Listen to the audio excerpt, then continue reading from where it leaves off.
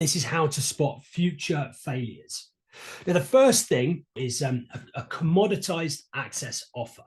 Commoditized offers pretty much means that with all things being equal, if framed through the eyes of a customer, they would be able to compare your offer with other offers of indistinguishable nature. So we would say that there are a few distinguishable features. And a good example of commoditized or commodities, things like rice, grains, those types of things, they're pretty much indistinguishable. Customers might look at your product and say, well, an hour of access to this facility is the same as an hour of access here, or an hour of entertainment with you is an hour of entertainment over there.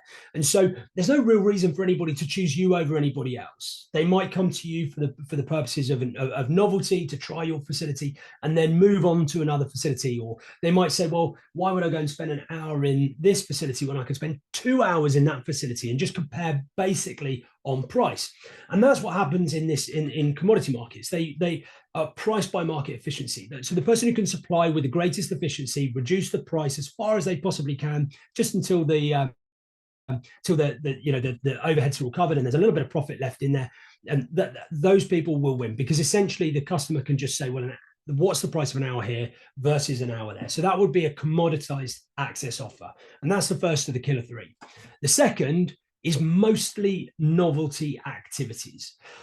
So to understand my thoughts on this, it's useful to consider novelty as the opposing end of a spectrum, with acquisition at the other end of it. So it might be skill acquisition, gamification, health acquisition, so gyms. These are a far less novelty, but much more sticky. And we'll get into that. But novelty would be something that requires reinvestment.